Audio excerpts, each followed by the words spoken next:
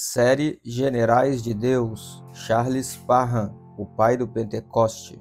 Por ocasião da segunda vinda de Cristo, ele encontrara a igreja desfrutando do mesmo poder que tiveram os apóstolos e a igreja primitiva. O poder do Pentecoste é manifesto em nós. A religião cristã precisa ser demonstrada e o mundo deseja ver isso. Então deixemos o poder de Deus ser evidenciado através de nós. Charles Fox Parham deu a sua vida para restaurar a verdade revolucionária da cura divina e do batismo com o Espírito Santo na Igreja. Os primeiros 40 anos do século XX foram profundamente impactados pela mensagem pentecostal deste homem, que mudou a vida de milhares de pessoas por todo o mundo. Os milagres que aconteceram durante o ministério de Charles Parham são muito numerosos para serem documentados. Milhares encontraram salvação, cura, libertação e o batismo com o Espírito Santo. Quando ele proclamou ao mundo, em 1901, que falar em línguas era a evidência do batismo com o Espírito Santo, as verdades do Pentecoste da igreja primitiva foram maravilhosamente restauradas. Contudo, o evangelista teve de pagar um alto preço por isso.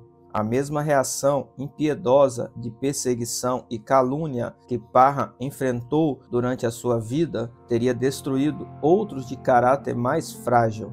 Para ele, entretanto, serviu apenas para fortalecer e aumentar ainda mais a sua sólida fé, cheia de determinação e propósito. Charles Parham nasceu no dia 4 de junho de 1873. Depois de seu nascimento, na cidade de Muscatine, Iona, seus pais, William e Anna Maria Parham, se mudaram para o sul de Geney, Kansas. Eles viveram como pioneiros americanos e verdadeiramente se consideravam como tais. Além da vida dura de pioneiros que levaram, a infância de Parham foi particularmente difícil. Quando ele tinha apenas 6 anos de idade, foi acometido de uma terrível febre que chegou a deixá-lo acamado. Durante os primeiros 5 anos de sua vida, sofreu de espasmos tão terríveis que sua testa chegou mesmo a aumentar muito de tamanho, fazendo com que a sua cabeça ficasse exageradamente grande. Mais tarde, ao completar 7 anos, sua mãe veio a falecer. Embora tivesse outros 4 irmãos, ele sentia uma enorme sensação de dor e solidão quando perdeu sua amada mãe. Suas recordações o deixavam melancólico e desanimado ao pensar em todo o cuidado que ela havia tido com ele, mesmo durante a sua enfermidade. Ao se despedir dele, pouco antes de partir para estar com o Senhor, ela olhou para ele com ternura e disse: "Charlie, seja um bom menino." E ali na presença de Deus e de sua mãe, ele jurou que um dia iria encontrá-la no céu. Aquelas simples palavras causaram um profundo impacto na vida dele e mais tarde foram de grande influência em sua decisão de entregar a vida ao Senhor. Alguns anos depois, seu pai casou-se com uma jovem chamada R. Miller, que era muito amada pela família e sempre ajudou muito a todos eles. Aos 9 anos, Parham contraiu um tipo de reumatismo inflamatório que afetou todo o seu corpo. Quando aquela terrível enfermidade o deixou, sua pele estava completamente transparente. Nesta época, seus familiares descobriram que ele tinha solitária em seu organismo e, para combatê-la, teve de fazer uso de medicamentos tão fortes que o revestimento de seu estômago ficou todo danificado e finalmente destruído. Seu sofrimento com os remédios durou por um período de 3 anos, durante os quais seu crescimento ficou atrofiado.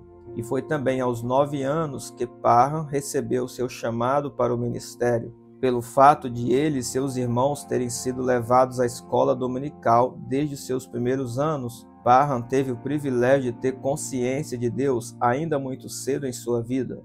Mesmo antes de sua conversão, o pensamento que não lhe saía da mente era: "Ai de mim, se não pregar o Evangelho", conforme 1 Coríntios 9,16.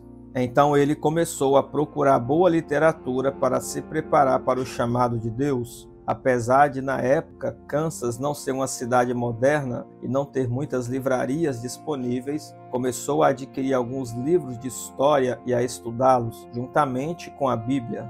e enquanto executava suas tarefas e ajudava seus irmãos, encontrou outras maneiras de preparar-se para o ministério. Era fato conhecido que, enquanto cuidava do gado da família, costumava pregar sermões eloquentes sobre variados temas para os bois e as vacas, desde os relacionados ao céu até os que diziam respeito ao inferno.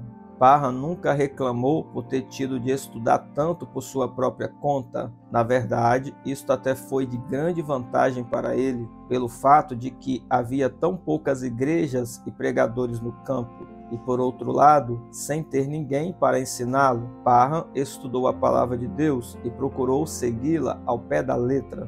Não havia nenhuma interferência de teologia humana em sua doutrina e nem tradições com as quais discordar. Ainda muito novo, com menos de 13 anos, ele havia ouvido sermões de apenas 2 pregadores, e foi durante uma dessas reuniões que ele se converteu ao Senhor Jesus. Para ele, era absolutamente necessário haver profundo arrependimento no coração do novo convertido. No entanto, na sua própria experiência, esse componente emocional estava ausente. Por isso, depois de buscar a salvação durante aquela reunião, ao voltar para casa, começou a questionar sua conversão. Ele estava oprimido de tal maneira e com o coração tão pesado que não conseguia orar. Foi então que começou a murmurar o hino I am come to the cross. Estou vindo para a cruz. E quando chegou ao 3º verso, imediatamente teve a certeza de sua conversão. Mais tarde, escreveu o seguinte sobre essa sua experiência: brilhou do céu uma luz como o brilho do sol, e como o golpe de um raio, isso penetrou em cada fibra do meu ser, de maneira emocionante. Daquele momento em diante, Parham nunca mais teve dúvidas sobre a sua salvação. Após a sua dramática conversão, Parham trabalhou como obreiro e professor na escola dominical. Ele dirigiu seu primeiro culto com a idade de 15 anos e obteve resultados bastante positivos. Pregou durante algum tempo e depois ingressou na faculdade de Southwestern, Kansas, com a idade de 16 anos. Quando começou os estudos, Parham tinha realmente a intenção de entrar para o ministério. Contudo, começou a perceber o desrespeito e a aversão geral que o mundo secular tinha para com os pregadores, e isso o perturbou. Também começou a ouvir sobre as condições de pobreza que acompanhavam o ministério. Desencorajado por essas histórias, ele começou a procurar outras profissões com mais interesse, e logo Parham renunciou ao seu chamado e começou a afastar-se da fé. Lembrando-se dos anos traumáticos de sua infância doente, ele começou a pensar que o campo da medicina seria um bom empreendimento. Então passou a estudar para ser um médico. Entretanto, estava sempre atormentado pela lembrança da promessa que fizera de se tornar um missionário. Não demorou muito e ele contraiu febre reumática.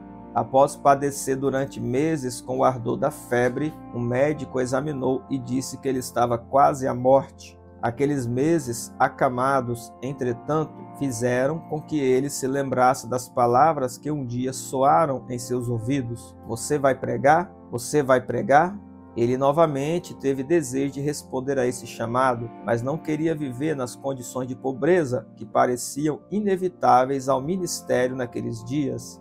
Então chamou a Deus: se o Senhor me enviar a algum lugar em que eu não tenha de pedir ofertas ou mendigar para viver, então eu pregarei.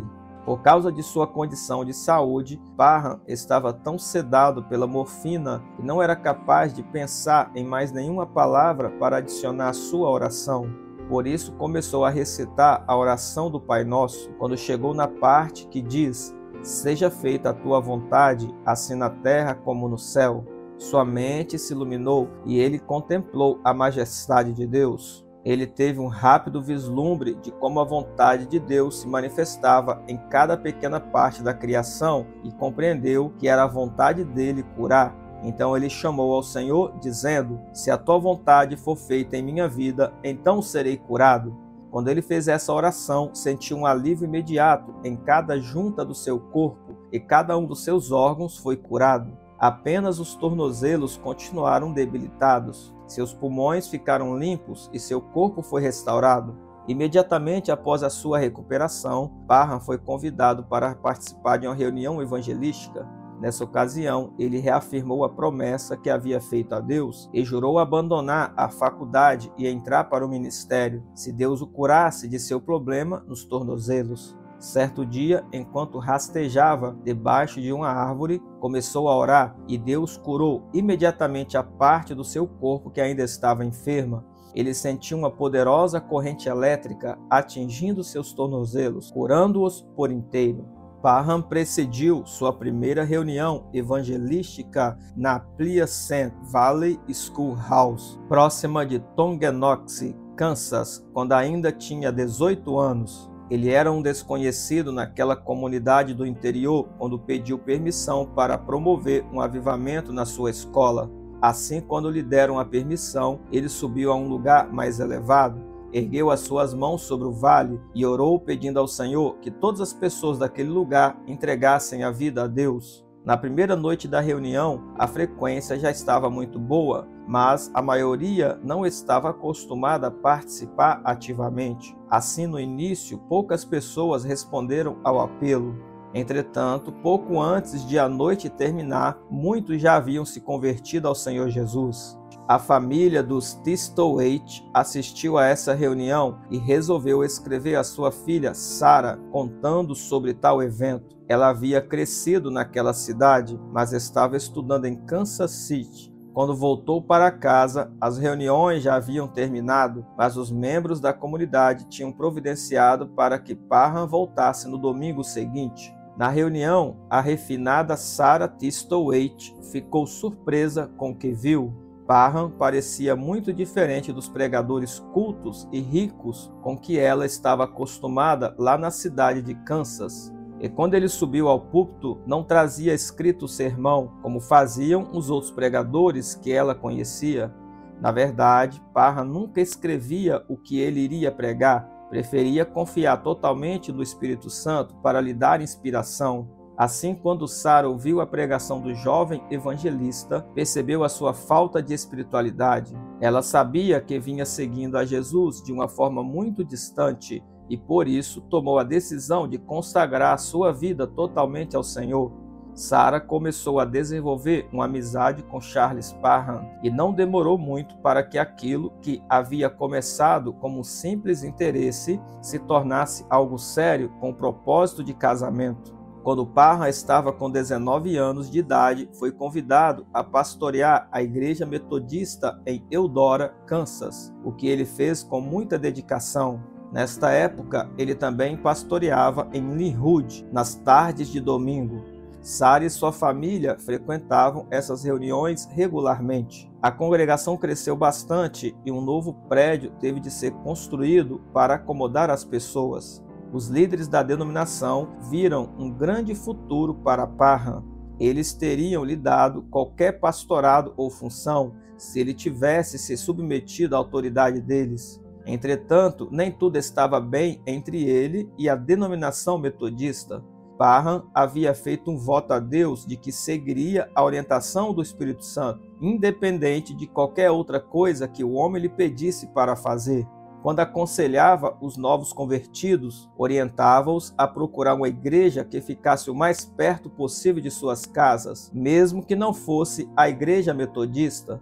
Ele explicava-lhes que associar-se a uma denominação não era um pré-requisito para se ganhar o céu, e que as igrejas gastavam mais tempo pregando sobre suas denominações e líderes do que sobre Jesus Cristo e seus mandamentos. Isso causou muitos conflitos entre ele e a sua denominação. Certa ocasião, ele falou o seguinte a respeito desses conflitos: experimentar as limitações do pastorado e sentir a mesquinhez do sectarismo igrejeiro me faziam estar sempre em conflito com as autoridades superiores. Isso geralmente terminava em ruptura, então deixei o denominacionalismo para sempre, mesmo sofrendo amarga perseguição por parte da igreja. Como é triste ver a mesquinhez de muitos que se dizem ser propriedade do Senhor. Os pais de Parham ficaram muito desapontados com essa atitude do filho, já que eram grandes mantenedores da igreja. Devido a isto, quando ele renunciou, foi procurar apoio na casa de amigos que o acolheram como se fosse um filho. Nesta época, Parham começou a buscar a direção de Deus para a sua vida. Muitas acusações caluniosas se levantaram contra ele e isso o deixou muito preocupado. Afinal, as perseguições por causa de sua renúncia ao pastorado poderiam prejudicar para sempre o seu ministério. Então, certo dia, durante um momento de oração intensa, ele ouviu a frase: "A si mesmo se esvaziou", Filipenses 2:7. E essas palavras o fortaleceram e encorajaram. À medida que o Espírito Santo estava continuamente lhe falando por intermédio das Escrituras, tomou a decisão sobre que rumo daria a sua vida. Iria se dedicar ao evangelismo e não teria vínculo com nenhuma denominação. Decidiu que faria suas reuniões em escolas, salões, igrejas, tendas, em qualquer lugar que pudesse, e confiava em que o Espírito Santo se manifestaria de uma maneira poderosa. Enquanto dirigia uma reunião na parte ocidental de Kansas, Parham escreveu para Sarah Thistlethwaite e a pediu em casamento. Ele a preveniu de que a sua vida era totalmente dedicada ao Senhor e que era uma pessoa de futuro incerto. Porém, se ela era capaz de confiar em Deus juntamente com ele, eles deveriam se casar. Assim, Charles e Sarah se casaram 6 meses depois, no dia 31 de dezembro de 1896, na casa do avô dela. Quando o jovem casal começou a viajar, foram recebidos com grande aprovação pelas pessoas. Em setembro de 1897, nasceu o primeiro filho deles, a quem deram o nome de Claude. Entretanto, a alegria do acontecimento durou pouco, pois Charles foi acometido de uma grave doença do coração. Nenhum tipo de medicamento parecia funcionar e ele foi ficando cada dia mais fraco. E como se isso não bastasse, repentinamente o pequeno Claude foi atacado por uma febre altíssima. Os Parham oraram pelo bebê, mas nada acontecia. Os médicos não conseguiam dar um diagnóstico para a febre dele e, por isso, não tinham como tratá-lo. Nesta mesma época, Parham foi chamado para orar por um homem que também estava doente. Assim, apesar do seu fraco estado de saúde, foi visitar o enfermo. Enquanto orava pela cura do doente, as palavras das Sagradas Escrituras, "Médico, cura-te a ti mesmo", conforme Lucas 4:23, vieram com força total ao coração de Parham. Enquanto orava, o poder de Deus tocou aquele mensageiro do Senhor e ele foi imediatamente curado. Após aquela visita, ele voltou às pressas para sua casa, segurou Sarah e contou a ela sobre a sua experiência. Em seguida, orou por seu filho, então jogou fora todo o medicamento, jurando que nunca mais confiaria em nada, a não ser unicamente na palavra de Deus. A febre deixou o corpinho de Claude e ele cresceu, sendo sempre um garoto forte e saudável. Gostaria de dizer algo muito importante aqui. O ministério de cura de Parham sempre foi controvertido para aqueles que não compreendiam. Ele vivia em um tempo quando os médicos, de modo geral, eram contrários ao Evangelho. Foi a sua fé pessoal que o inspirou a jogar fora seus medicamentos. Ele acreditava que confiar totalmente nos remédios era negar o poder do sangue de Jesus e o preço que Cristo pagou na cruz. Quando a verdadeira revelação vem, é infalível e sempre produzirá resultados. A profunda revelação de Parham a respeito disso foi passada para sua família e, por essa razão, remédios estavam proibidos em sua casa. Contudo, ele deixava com cada um a decisão final de fazer o uso ou não de medicamentos. Sempre haverá aqueles que seguem a inspiração de outros sem ter qualquer revelação por eles mesmos. Por causa disso, temos visto segmentos do corpo de Cristo se recusando a tomar medicação e chamando de pecadores aqueles que usam remédios. Parham nunca ensinou isso, portanto, seria um erro culpá-lo, como muitos fizeram, pelos desvios que alguns crentes cometeram a respeito de cura divina. Não muito depois de Parham e seu filho terem sido curados, o evangelista recebeu uma notícia muito triste. Dentro do curto espaço de apenas uma semana, 2 de seus amigos mais chegados vieram a falecer. Assim, consumido pela dor, Parham correu para a sepultura deles. Aquele foi o dia em que iria marcar o restante do seu ministério. quando eu me ajoelhei entre as sepulturas dos meus dois amados amigos que poderiam ter sobrevivido se eu tivesse unicamente falado com eles sobre o poder curador de Cristo, fiz um voto de vida ou morte de que, daquele dia em diante, pregaria o evangelho de cura divina. Parham mudou-se com sua família para Iowa, Kansas, onde ele realizou a sua primeira reunião de cura divina. Durante o culto, ele corajosamente proclamou as verdades da palavra de Deus. Entre os presentes havia uma senhora que sofria de hidropsia e a quem os médicos haviam dado apenas mais 3 dias de vida. Naquela reunião, porém, ela foi instantaneamente curada. Na mesma noite, outra jovem senhora, inválida, cega e padecendo de uma doença devastadora, semelhante à tuberculose, sentiu como se seu peito estivesse sendo rasgado e foi completamente curada. Deus também restaurou sua visão e, desde então, ela trabalhou até o fim dos seus dias como costureira. As verdades sobre cura divina eram muito raras na igreja naquele tempo. Dowie e Ether alcançaram grande sucesso, mas essas verdades eram quase desconhecidas na região de Parham. E apesar de os resultados serem inquestionáveis, muitos diziam que o poder manifestado através da vida dele vinha do diabo. Essas acusações levaram Parham a fechar-se em um quarto para poder firmar-se mais e mais na verdade. E quando ele estava orando e pesquisando as Escrituras, descobriu que a cura divina estava presente em todos os lugares em que ele lia na Bíblia. Então ele entendeu que a cura divina fazia parte da obra expiatória do sangue de Jesus, tanto quanto a salvação. E daquele dia em diante, nem perseguição e nem calúnias nunca mais o incomodaram. Foi aí que lhe ocorreu uma ideia revolucionária. Iria providenciar uma casa-refúgio para todos aqueles que estivessem procurando a cura divina. Ele ficou totalmente eufórico com essa ideia. Em novembro de 1898, no dia de Ações de Graça, nasceu a filha de Parham, a quem ele deu o nome de Esther Mary. Pouco depois, ele inaugurou a sua casa de cura divina em Topeka, Kansas, a qual ele e sua esposa, Sarah, deram o nome de Bethel. A ideia era providenciar uma atmosfera familiar para todos aqueles que confiavam em Deus para obterem a cura. Na parte de baixo desta casa havia uma capela, uma sala de leitura e um escritório onde faziam impressão. Em cima havia 14 quartos com enormes janelas. Os Parham mantinham as janelas cheias de flores naturais, o que conferia à casa uma atmosfera linda e cheia de paz. Havia cultos diários na capela, durante os quais a palavra de Deus era ensinada de maneira poderosa. E todos tinham a oportunidade de ter alguém orando por eles, individualmente, várias vezes durante o dia e também à noite. A Casa Bethel também oferecia cursos especiais para pastores e evangelistas, a fim de prepará-los para o ministério. Este lugar de refúgio também se encarregava de encontrar lares cristãos para órfãos e empregos para os desempregados. Certa vez, um hóspede da Casa Bethel escreveu o seguinte: quem poderia pensar em um nome mais doce que Bethel? Com certeza, essa é a casa de Deus. Tudo aqui é conduzido com amor e harmonia. Quando entramos nos cômodos, ficamos impressionados com a presença divina que irradia por toda parte. Toda ela é uma casa de fé.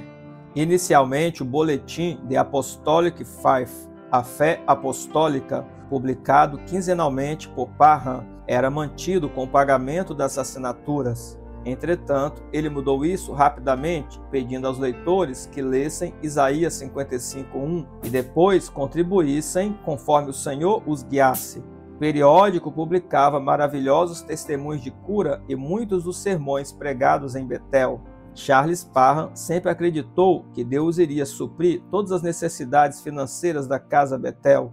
Certa ocasião, depois de um dia de trabalho árduo, lembrou-se de que teria de pagar o aluguel na manhã seguinte e que não tinha dinheiro para cumprir com esse compromisso. Completamente exausto, olhou para o céu e disse a Deus que precisava descansar e que sabia que ele não iria decepcioná-lo. Logo no próximo dia, pela manhã, um homem apareceu na Casa Bethel e disse: Nesta noite eu acordei de repente pensando em você e no seu ministério e não consegui voltar a dormir enquanto não prometi a Deus que traria a você isso. Falando isso, entregou-lhe exatamente a quantia de que eles precisavam para o pagamento do aluguel. Em outra oportunidade, Parham tinha apenas uma parte da quantia que precisava para saldar um compromisso. Então, pela fé, saiu em direção ao banco para pagar essa conta. Enquanto estava a caminho, encontrou um conhecido seu que lhe entregou uma certa quantia de dinheiro.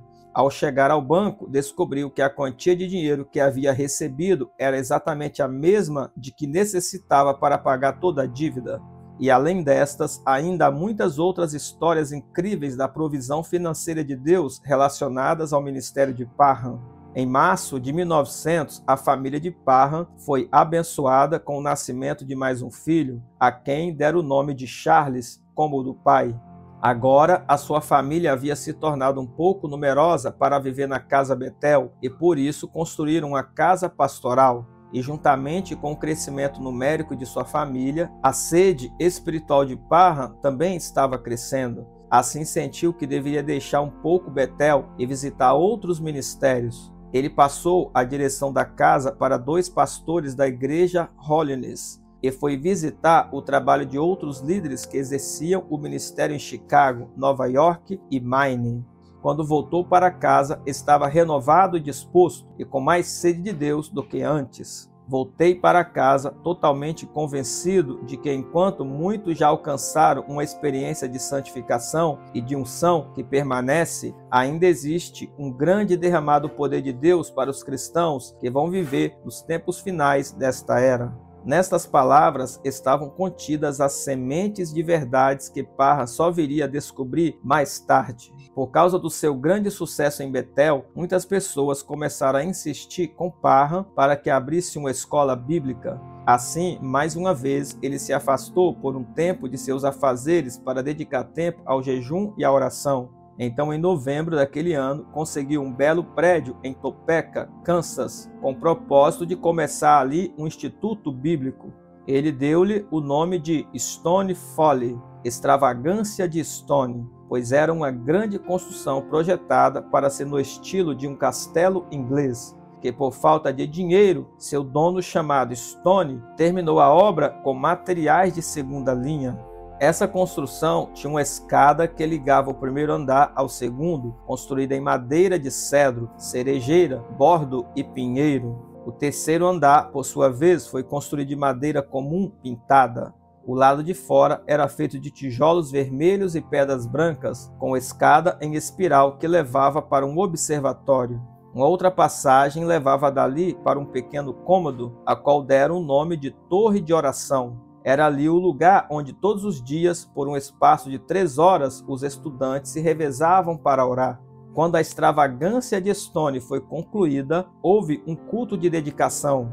Nessa ocasião, um homem olhou para fora da torre de oração e teve uma visão. Viu sobre a construção um grande lago de águas cristalinas, quase transbordando, suficiente para satisfazer a necessidade de cada sedento. Mais tarde, entenderam que aquela visão era um sinal de coisas que estavam para suceder.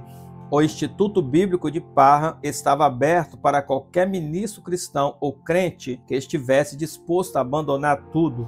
Quem ali chegasse tinha de estar pronto para estudar profundamente a palavra de Deus, crendo no Senhor para suprir todas as suas necessidades. A fé do estudante era o único custo. Todos tinham de crer que Deus supriria a cada uma de suas necessidades. As provas eram feitas no mês de dezembro e abrangiam temas como arrependimento, conversão, consagração, santificação, cura divina e a volta de Jesus. Quando eles terminaram de estudar esses assuntos no livro de Atos, Parham deu aos alunos uma histórica tarefa: estudarem diligentemente as evidências bíblicas do batismo com o Espírito Santo e, em 3 dias, fazer um relatório de suas descobertas. Depois de passar essa tarefa, Parham deixou seus alunos e foi participar de uma reunião na cidade de Kansas. Depois retornou para o Instituto Bíblico para a vigília da noite de Ano Novo. Na manhã em que os alunos entregaram a pesquisa, Parham ouviu a leitura do trabalho de 40 alunos e ficou admirado com o resultado.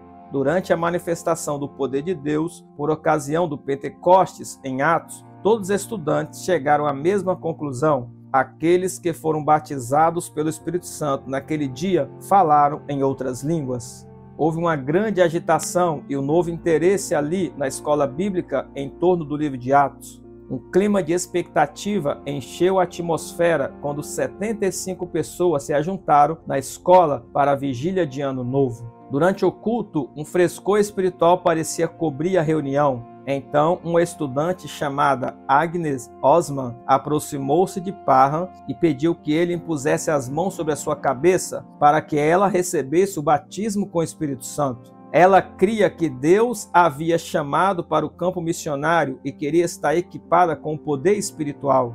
Inicialmente, Parham hesitou, dizendo a ela que ele mesmo não possuía o dom de falar em outras línguas. Entretanto, como ela insistisse, ele impôs as suas mãos sobre ela. Mais tarde, Parham escreveu sobre o que aconteceu depois que ele cedeu ao pedido daquela aluna. Eu mal tinha pronunciado algumas frases quando a glória do Senhor desceu. Era como se houvesse uma aurora envolvendo a cabeça dela. Repentinamente, aquela jovem começou a falar na língua chinesa e nos próximos 3 dias não conseguiu falar inglês, apenas em chinês. Osman testificou mais tarde que, enquanto ainda estava na torre de oração, havia recebido algumas daquelas mesmas palavras. Contudo, após a imposição de mãos de Parham, foi completamente inundada pelo poder sobrenatural de Deus. Depois de presenciar esse incrível derramado do Espírito Santo, os estudantes retiraram suas camas do dormitório que ficava na parte superior do instituto e o transformaram em uma sala de oração. Durante 3 dias e 2 noites, a escola rendeu-se diante do Senhor. Em janeiro de 1901, Parham pregou na igreja em Topeka, compartilhando com as pessoas sobre as maravilhosas experiências que estavam acontecendo na extravagância de Estônia. Ele disse que acreditava que muito em breve também estaria falando em outras línguas. Naquela noite, depois de voltar da reunião, um estudante veio procurá-lo e o levou até a sala de oração. Quando entrou, ficou surpreso ao ver ali 12 pastores de outras denominações. Alguns estavam sentados, outros ajoelhados e outros em pé, com as mãos levantadas, e todos estavam falando em outras línguas. Alguns deles tremiam debaixo da força do poder de Deus. Uma idosa senhora se aproximou dele e contou-lhe como que, momentos antes de ele entrar na sala, línguas de fogo haviam descido sobre a cabeça dos 12 que estavam ali. Completamente impactado pelo que viu, Parham caiu de joelhos atrás de uma mesa, louvando a Deus. Então pediu a Deus a mesma bênção e em seguida ouviu claramente a voz de Deus chamando-o para se posicionar diante do mundo como um mensageiro. Significava que ele deveria revelar a verdade desse poderoso chamado Espírito em todos os lugares em que fosse. Ele também recebeu uma revelação da severa perseguição que sofreria em decorrência da pregação dessa mensagem. Entretanto, analisou os custos de tal chamado e resolveu obedecer, exatamente como havia obedecido na questão da mensagem de cura divina. Foi neste momento que Charles Parham também foi cheio do Espírito Santo e passou a falar em outras línguas. Naquele exato momento, bem ali, senti algo como uma leve reviravolta em minha garganta. A glória de Deus desceu sobre mim de tal maneira que comecei a glorificar ao Senhor em sueco, depois em outra língua e continuou assim por um bom tempo. Logo, a novidade do que Deus estava fazendo colocou o Instituto Bíblico no noticiário jornalístico, nas conversas dos professores de língua e dos intérpretes do governo. Eles compareceram às reuniões para poder falar ao mundo todo sobre esse incrível fenômeno. Chegaram a um consenso de que as línguas faladas pelos estudantes do Instituto eram as mesmas línguas faladas no mundo. Seus jornais publicavam notícias com letras garrafais que diziam Pentecostes, Pentecostes, e jornaleiros gritavam pelas ruas, saibam tudo sobre o Pentecoste. Em 21 de janeiro de 1901, Parham pregou seu primeiro sermão dedicado exclusivamente ao falar sobre a experiência do batismo com o Espírito Santo, com a manifestação do dom de línguas. Hoje em dia, algumas pessoas costumam dizer que o dom de línguas não é para os nossos dias. Entretanto, digo que somente quando os milagres, os sinais e maravilhas e as manifestações do Espírito Santo forem coisas do passado, o falar em línguas também o será. Só então não teremos mais necessidade de falar em línguas estranhas. Contudo, enquanto estivermos no planeta Terra, todas essas coisas permanecerão. Ainda hoje, o livro de Atos continua vivo na vida da igreja. A única coisa que faz parte do passado é o sacrifício de ovelhas, porque Jesus satisfez o sistema sacrificial de derramamento de sangue e rasgou o véu que separava o homem de Deus. O falar em línguas mostrará a vontade de Deus ao nosso espírito. Não dependeremos mais do nosso intelecto ou da orientação de outras pessoas. Saberemos por nós mesmos qual a vontade do Pai para a nossa vida. Às vezes nos sentimos limitados em nossa oração por causa de nossa linguagem natural e geralmente não sabemos como orar por uma determinada situação. A Bíblia diz que orar no Espírito ou em línguas nos capacita a orar a perfeita vontade de Deus em qualquer situação, porque orar em línguas nos coloca dentro do reino do Espírito. Podemos ir para o céu sem o batismo com o Espírito Santo, mas essa não é a suprema vontade de Deus para nós. Existem muitas manifestações do falar em línguas na Bíblia. Primeiro, o dom de línguas pode manifestar de maneira sobrenatural, mas que outras nacionalidades podem entender. Veja Atos 2, 8 ao 11. Segundo, o dom de línguas pode ser manifesto por intermédio de uma pessoa em público e em seguida essa língua ser interpretada, o que traz edificação para as pessoas reunidas. Veja 1 Coríntios 14. Existe também a poderosa oração em línguas que irá edificar e desenvolver a nossa fé. Finalmente, orar no Espírito trará ousadia, força e direção para a vida do crente. Orar em línguas é também uma das mais poderosas formas de intercessão espiritual, conforme Romanos 8, 26 e 27, 1 Coríntios 14, 4, Efésios 6, 18 e Judas 20. Se você ainda não experimentou o batismo com o Espírito Santo com a evidência de línguas estranhas, então busque a Deus fervorosamente nesse sentido. Falar em línguas não é destinado apenas a alguns, essa é uma experiência para todos, exatamente como a salvação. Se escolhermos entrar nessa medida da plenitude de Deus, nossa vida nunca mais será a mesma. A essa altura da vida de Parham, nunca havia existido glória tão refinada e tamanha paz em sua família. Ele viajou pelos países pregando as verdades do Espírito Santo por intermédio de maravilhosas demonstrações do poder de Deus. Certa ocasião, durante um culto, ele começou a falar em línguas estranhas. Ao terminar, um homem na congregação se colocou de pé e disse: "Fui curado de minha falta de fé. Acabei de ouvir em minha própria língua o Salmo 23 que aprendi no colo da minha mãe." Esse foi apenas um dos incontáveis testemunhos relativos ao dom de falar em outras línguas presentes no ministério de Parham. E não demorou muito para que centenas e mais centenas de pessoas começassem a receber essas manifestações. Entretanto, juntamente com esse poderoso derramar do Espírito, veio também uma grande perseguição de calúnias por parte daqueles que desprezavam esse dom. Em seguida, no dia 16 de março de 1901, uma tragédia se abateu sobre a família de Parham. Seu filho mais novo, Charles, faleceu. A família ficou arrasada pelo golpe da perda e a dor aumentou ainda mais quando seus opositores o perseguiram, acusando-os de contribuir com a morte do próprio filho. Muitos dos que amavam a família, mas que não criam em cura divina, aumentaram ainda mais a tristeza dos enlutados, começando a encorajá-los a abandonar sua crença nessa área. Entretanto, através de tudo isso, a família Parham demonstrou uma tremenda força de caráter, mantendo o coração sensível ao Senhor, vencendo assim mais este teste de fé. Como resultado, Parham continuou pregando o miraculoso Evangelho de Cristo por todo o mundo, com mais fervor ainda. Alguns meses antes de 1901, o local onde funcionava o Instituto Bíblico, em Topeka, foi pedido de volta a Parham e vendido para o uso comercial. Ele advertiu aos novos compradores de que se eles usassem a escola para propósitos seculares, o prédio seria destruído.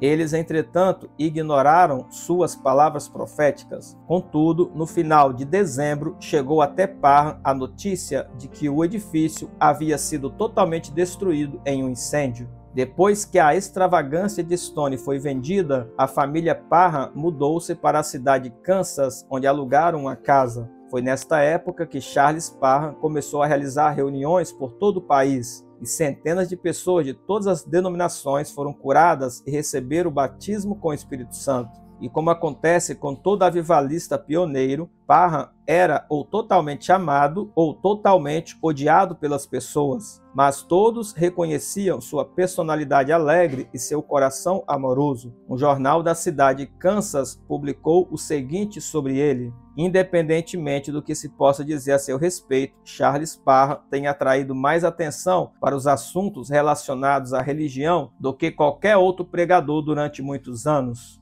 Foi também no ano de 1901 que Parham publicou seu primeiro livro, Uma Voz Clamando no Deserto, cheio de sermões sobre salvação, cura divina e santificação. Muitos pastores em todo o mundo estudaram este livro, bem como ensinaram através dele. Em junho de 1902, a família Parham foi agraciada com a chegada de mais um membro, Philip Arlington. Nesta época, Charles Parham havia se tornado um pai para o derramamento pentecostal e, nesse sentido, estava sempre atento aos seus filhos espirituais para ajudá-los a crescer na verdade. Em 1903, ele teve sua primeira experiência com o fanatismo, onde pregou em uma igreja onde ocorreram manifestações extravagantes e carnais. A experiência iria adicionar uma nova dimensão em sua pregação. Embora ele nunca tenha permitido ser chamado de líder do movimento pentecostal, sentia-se pessoalmente responsável por cuidar que o batismo com o Espírito Santo fosse ministrado de acordo com a palavra de Deus. Por essa razão, ele se empenhou em conhecer a personalidade do Espírito Santo e pregava fortemente contra qualquer coisa contrária ao que ele havia aprendido. É bem provável que tenha sido esse seu zelo que o tenha levado ao falar contra a manifestação da Rua Azusa alguns anos mais tarde. No ano de 1903, a família de Parham mudou-se para Galena, Kansas, e montou uma grande tenda ali que comportava 2.000 pessoas. Contudo, ainda era muito pequena para acomodar a multidão e, com a chegada do inverno, tiveram de alugar um prédio maior. Entretanto, mesmo assim, as portas tinham de permanecer abertas durante os cultos para que os que se aglomeravam do lado de fora pudessem participar.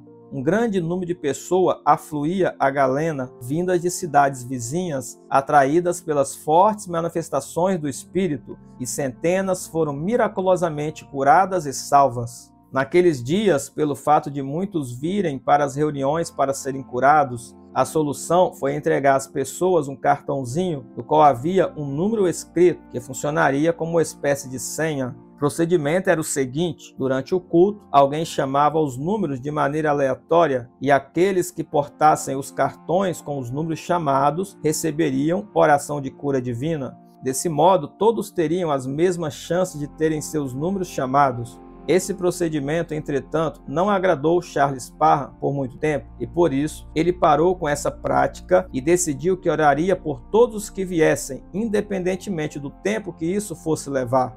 2 jornais da época, o Joplin Herald, Mensageiros de Joplin, e o Cincinnati Inquirer, o Inquiridor de Cincinnati, declararam que as reuniões que Parham realizava em Galena era a maior demonstração de poder e milagres desde os tempos dos apóstolos. Eles escreveram: muitos vão às reuniões com a intenção de zombar, mas acabam ficando para receberem oração.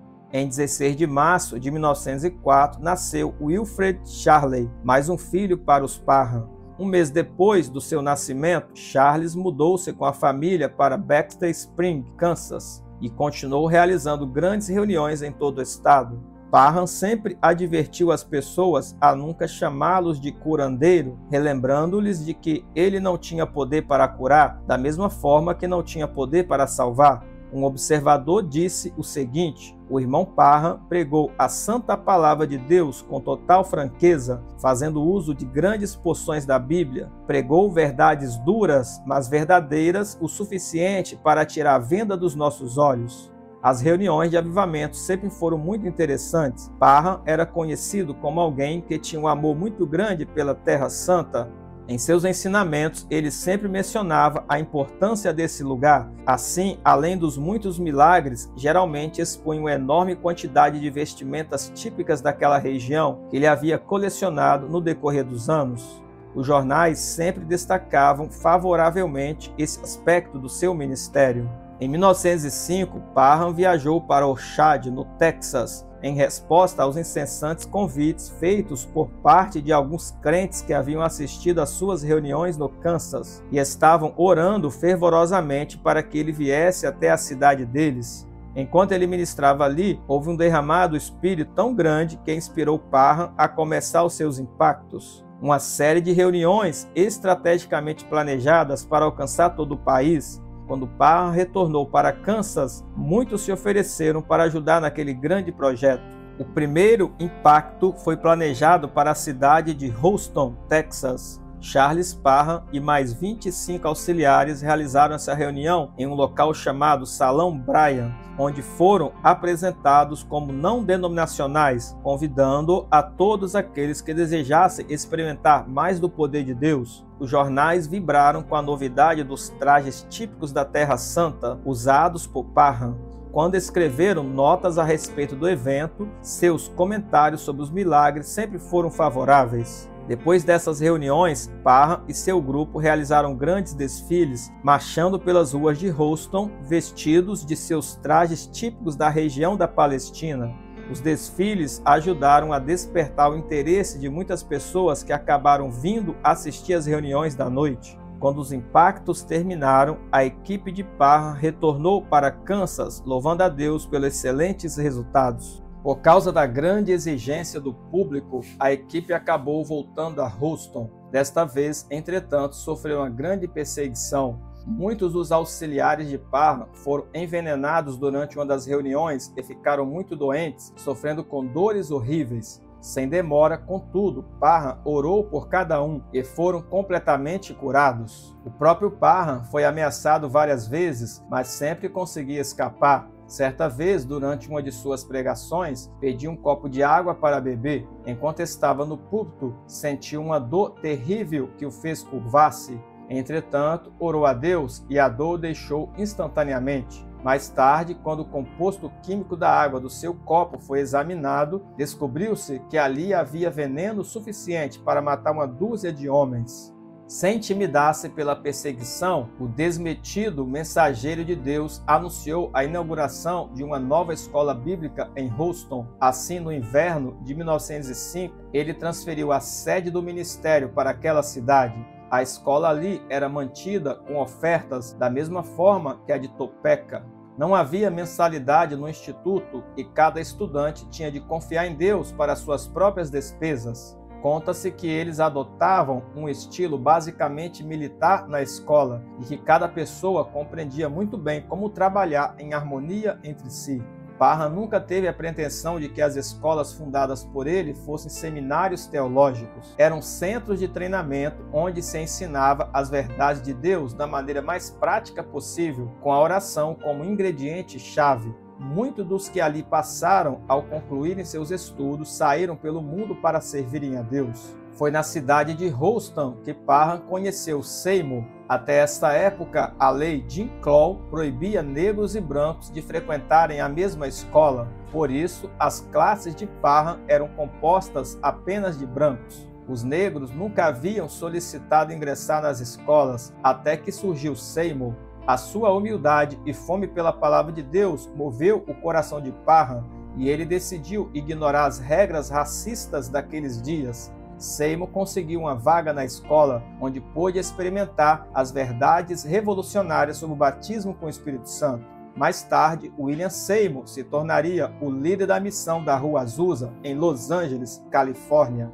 Depois que a histórica escola de Parham, localizada em Houston, encerrou suas atividades, ele mudou com a família para Kansas. Em 1º de junho de 1906, nasceu Robert, o último filho de Sarah e Charles. Parham continuou realizando reuniões por todo o país e a cada dia era mais requisitado. Foi nesta ocasião que ele recebeu algumas cartas de Seymour pedindo-lhe que viesse até a missão em Los Angeles, na Rua Azusa, para ajudá-lo. é que as manifestações espiritualistas, forças hipnóticas e contorções corporais estavam acontecendo nas reuniões e fugindo completamente ao controle.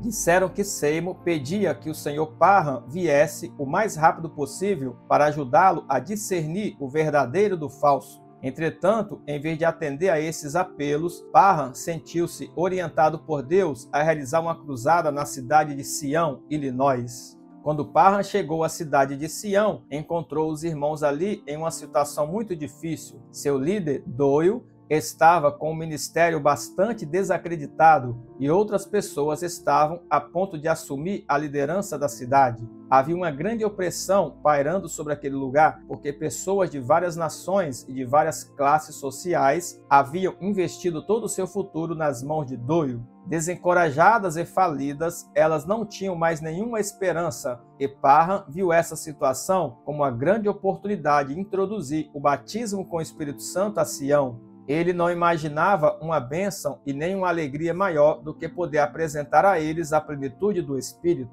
Ao chegar a Sião, enfrentou grande oposição e não conseguiu providenciar um local para realizar as reuniões. Parecia que todas as portas estavam fechadas. Finalmente, ele foi convidado pelo gerente de um hotel e pôde finalmente realizar sua reunião em uma sala particular.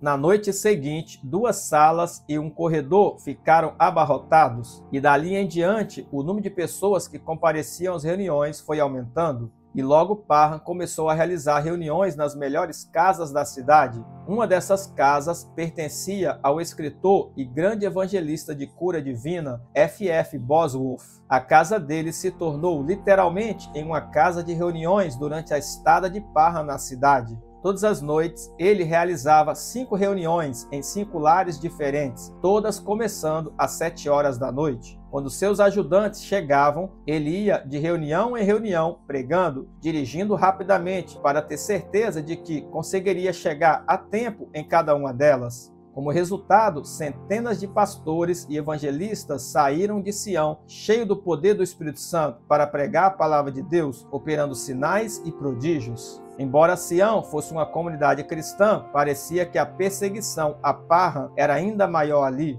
Jornais seculares provocaram um ataque repentino na mídia, mencionando que o profeta Parham estaria tomando o lugar do profeta Doyle. O próprio Doyle veio a público para criticar a mensagem e as atitudes de Parham. O novo supervisor-geral de Sião, Wilbur Voliva, estava ansioso para que Parham deixasse a cidade. Voliva chegou mesmo a escrever a Parham perguntando-lhe quanto tempo pretendia ficar na cidade de Sião. Sua resposta foi: "Ficarei o tempo que o Senhor quiser que eu fique." Em outubro de 1906, Parham sentiu que já era hora de deixar Sião e apressou-se a ir para Los Angeles para atender ao chamado de Seymour.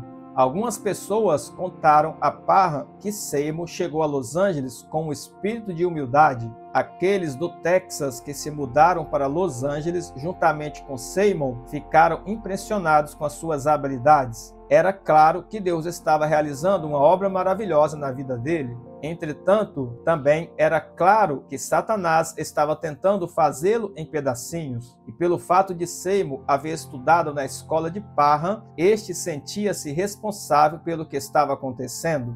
As experiências de Parham com o grupo da Rua Azusa serviram para ampliar sua compreensão daquilo que constituía ou não o fanatismo. Segundo Parham, houve muitas experiências genuínas de verdadeiro recebimento do batismo, mas também houve muitas manifestações falsas. Ele dirigiu umas 2 ou 3 reuniões em Azusa, mas não conseguiu convencer Seymour a mudar a sua maneira de conduzir as reuniões. As portas da missão se fecharam para Parham e, por isso, ele não pôde voltar ali. Porém, em vez de ir embora de Los Angeles, alugou um espaçoso local naquela cidade e dirigiu grandes reuniões onde se ministrava a libertação de espíritos malignos às multidões que compareceram aos cultos. Parham considerou o conflito vivido por Seymour como um exemplo de orgulho espiritual. Ele escreveu sobre isso em seu jornal dizendo que o fanatismo sempre produz uma falta de disposição em receber conselho em todos aqueles que se deparam com isso. Ele explicou que aqueles que estão sob a influência de falsos espíritos sentem que são mais importantes que os outros e pensam que possuem uma experiência mais marcante que a de qualquer outra pessoa, que não precisam de ensino ou conselho e se colocam fora do alcance daqueles que poderiam ajudar. E concluiu o seu depoimento dizendo: embora muitas formas de fanatismo tenham se infiltrado entre as pessoas, creio que todo verdadeiro Filho de Deus sairá dessa nuvem de escuridão mais forte e melhor equipado para discernir todo tipo de extremismo que possa surgir em reuniões desse tipo.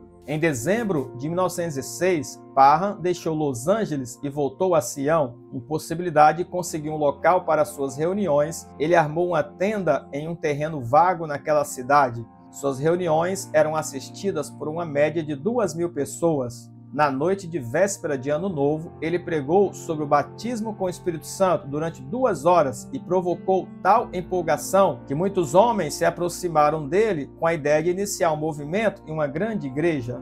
Entretanto, Parham não concordou com a questão. Disse àqueles senhores que não estava ali para obter ganhos pessoais e que sua intenção, a vir para Sião, era trazer a paz de Deus para aquela cidade tão oprimida. Ele acreditava sinceramente que o país já possuía igrejas suficientes e que a cidade de Sião precisava de mais espiritualidade nas igrejas que já existiam ali. Para ele, se as pessoas acreditassem em sua mensagem, iriam apoiá-lo independentemente de haver ou não uma organização. Parham se preocupava com a possibilidade de que os grupos, agora unidos em torno da verdade do batismo com o Espírito Santo, pudessem, eventualmente, adotar um objetivo secular ou mundano. Depois de analisar essas questões, Parham anunciou a sua posição de idealizador do movimento pela fé apostólica. Muitas controvérsias sobre liderança já haviam se desenvolvido em outros estados que adotaram o movimento. Ele escreveu o seguinte em seu jornal: agora que os princípios da fé apostólica, são largamente aceitos, eu simplesmente tomo meu lugar entre os meus irmãos para levar avante o evangelho do reino como uma testemunha para todas as nações. Essa posição de Parham lhe trouxe muito mais inimigos em Sião, e quando terminou suas reuniões ali, ele viajou sozinho para o Canadá e Nova Inglaterra, onde foi pregar. Sua família permaneceu em Sião e foi grandemente perseguida. Seus filhos a cada dia sofriam mais perseguições na escola. Pelo fato de carne de porco ser proibida na cidade, as crianças da escola começaram a chamar seus filhos de pedaços de pernil, o que os deixava muito triste e fazia com que quase todos os dias voltassem para casa em lágrimas. A família de Parham acreditava que estavam sofrendo toda aquela perseguição basicamente porque ele não havia aceitado dar início ao movimento.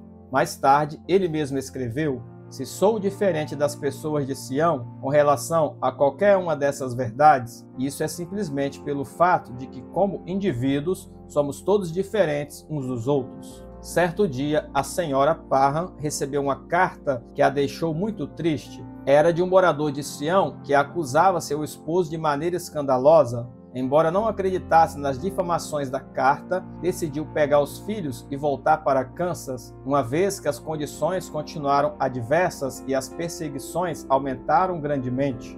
É aqui que chegamos à maior polêmica na vida de Charles Parham. Era claro que ele tinha muitos inimigos em algumas proeminentes organizações cristãs. Entretanto, seu maior opositor foi Wilbur Voliva, o novo supervisor-geral da cidade de Sião. Depois que Parham renunciou publicamente à sua posição de idealizador do movimento pela fé apostólica, vários rumores de que ele havia sido preso por causa de imoralidade sexual circularam em todos os meios pentecostais. O jornal Waukegan Daily Sun insinuou que a saída repentina de Parham da cidade de Sião havia sido motivada por homens misteriosos que diziam ser detetives prontos para prendê-lo por causa de acusações igualmente misteriosas. O próprio jornal reconheceu mais tarde que seu noticiário tinha se baseado em boatos e que o Departamento de Polícia de Sião não sabia absolutamente nada a respeito do incidente. Contudo, o estrago já estava feito. Em meados de 1907, Parham estava pregando em uma antiga missão de Sião, quando a história do escândalo sobre ele, publicada no jornal San Antonio Light, se tornou notícia nacional. A manchete foi: evangelista é preso. Charles Parham, famoso pregador, notável pelas reuniões realizadas nessa cidade, foi detido. A história dizia que Parham havia sido acusado de sodomia, o que era crime no estado do Texas, e que ele havia sido preso juntamente com seu suposto companheiro, J.J. Jordan, que juntamente com o pregador havia sido liberado após pagamento de fiança no valor de $1.000. Parham ficou muito irado com tudo isso e respondeu imediatamente. Contratou um advogado, C.A. Davis, e declarou que seu antigo inimigo, Wilbur Voliva, havia cuidadosamente tramado contra ele. Parham tinha certeza de que Voliva estava furioso porque ele tinha pregado em uma igreja da cidade de Sião, a qual havia aderido ao movimento pela fé apostólica e se desligado da Associação Sião. O avivalista estava determinado a limpar o seu nome e, bastante indignado, se recusou a ir embora da cidade. Entretanto, a sua esposa, que já havia lido aquelas notícias em uma carta quando estava em Sião, deixou Kansas e foi para San Antônio. O caso nunca foi aos tribunais e o nome de Parham desapareceu das manchetes do noticiário secular tão rápido quando entrou. Nenhuma acusação formal foi apresentada e não há qualquer arquivo do incidente no fórum daquele município. Entretanto, os jornais evangelísticos não foram tão gentis com Parham como os seculares. Os órgãos de imprensa religiosos pareciam encontrar ainda mais detalhes sobre os casos de Parham do que a imprensa não cristã. 2 dos jornais que abusaram dos fatos na cobertura dessa matéria foram o The Burning Bush, a Sarça Ardente, e o Zion Herald, o Arauto de Sião. Este último era o jornal oficial da igreja de Wilbur Voliva, na cidade de Sião. Esses 2 jornais teriam publicado supostas citações do San Antonio Light, juntamente com relatos de testemunhas oculares dos supostos atos pecaminosos de Parham, inclusive uma confissão por escrito que diziam ser ele. Contudo, quando investigaram essas acusações, descobriu-se que os artigos citados nessas 2 publicações nunca haviam sido publicados no jornal de San Antônio. Também se descobriu que o escândalo só havia sido noticiado em alguns lugares e que todas as fontes de informação tinham os traços do jornal Zion Herald. E foi unicamente através de boatos que esses rumores alcançaram abrangência nacional. Sem dúvida alguma, o que parecia era que Voliva estava tentando fazer todo o possível para que o escândalo alcançasse proporções gigantescas. E embora ninguém pudesse afirmar que ele era o investigador das acusações, todos sabiam que ele frequentemente costumava espalhar rumores sobre imoralidade contra o seu rival. Além desses ataques à pessoa do avivalista, Voliva também fez acusações verbais aos companheiros de ministério de Parham, que moravam na cidade de Sião, chamando-os de adúlteros e imorais. Eles tentaram mover ações legais de calúnia e difamação junto às autoridades contra Voliva, mas elas se recusaram a tomar qualquer providência nesse sentido. A senhora Parham cria que os inimigos de sua família tinham certeza de que seu marido não revidaria, porque se esse tipo de ataque tivesse acontecido com uma pessoa do meio secular, com certeza o caso teria ido parar nos tribunais. Entretanto, Parham nunca falava sobre essas acusações em público, preferia deixar o assunto sob discrição dos seus seguidores, crendo que aqueles que realmente fossem fiéis jamais acreditariam em tais acusações. Em seu aniversário de 40 anos, escreveu o seguinte: "Creio que a maior tristeza da minha vida seja o fato de saber que meus inimigos, na tentativa de me arruinarem, acabaram destruindo tantas vidas preciosas para Deus. Contudo, tristeza e destruição pouco importam para aqueles que se opõem ao trabalho do Senhor." 9 anos mais tarde, quando Parham retornou a Sião para pregar, os discípulos de Voliva mandaram imprimir cartazes e folhetos que traziam a confissão de culpa pelo crime de sodomia assinada por Charles Parham. Durante os anos que se seguiram ao escândalo, Parham continuou evangelizando por todo o país. muitos disseram que seus sermões eram uma crítica aos cristãos pentecostais, outros que ele nunca havia conseguido se recuperar das acusações de Bolívar.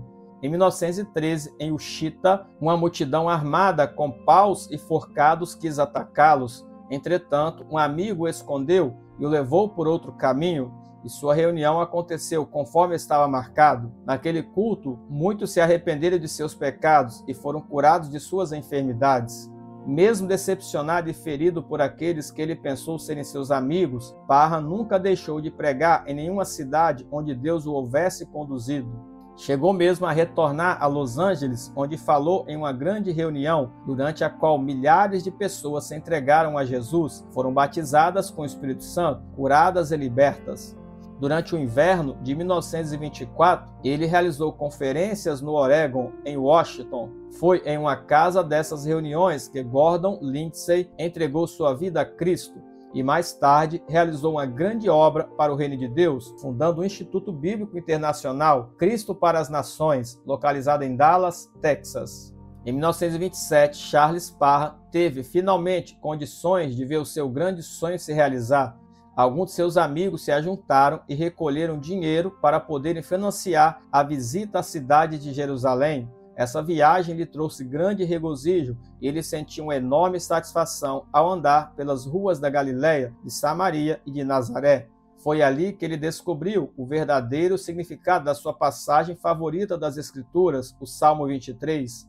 Nas terras da Palestina, a realidade do pastor e suas ovelhas ganharam nova vida para Parham, trazendo-lhe grande paz e conforto.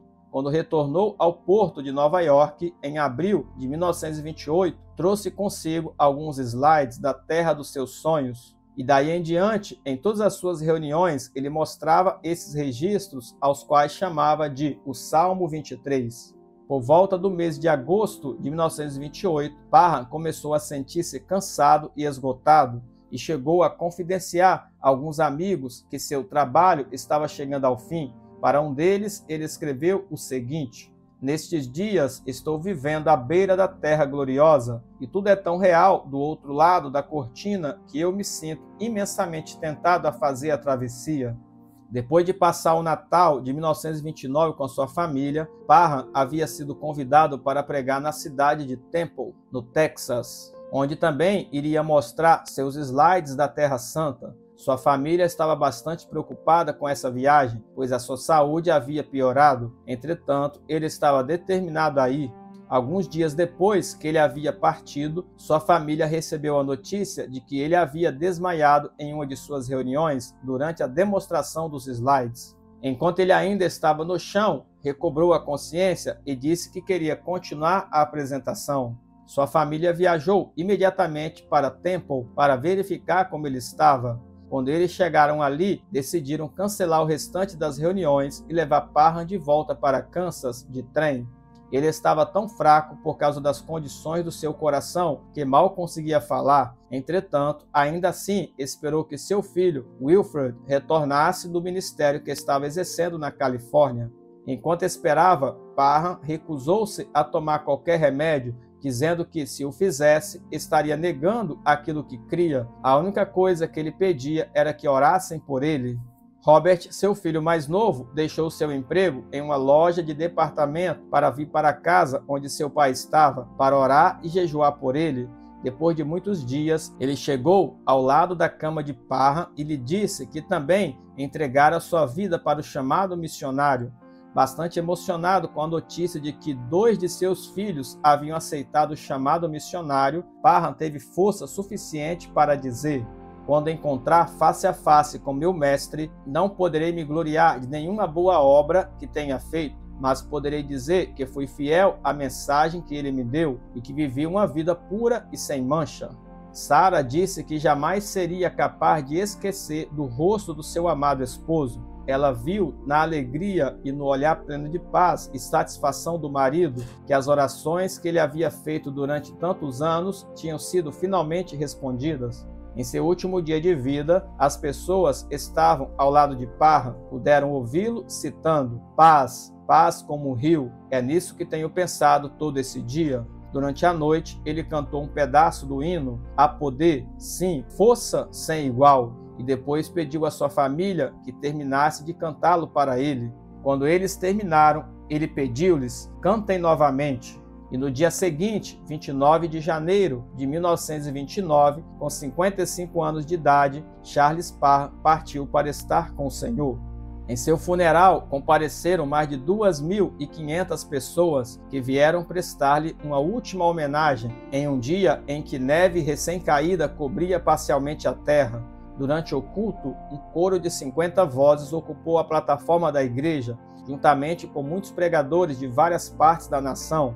Ofertas chegaram de várias partes do país e em grande quantidade, o que deu condições à família para comprar uma lápide de granito em forma de púlpito.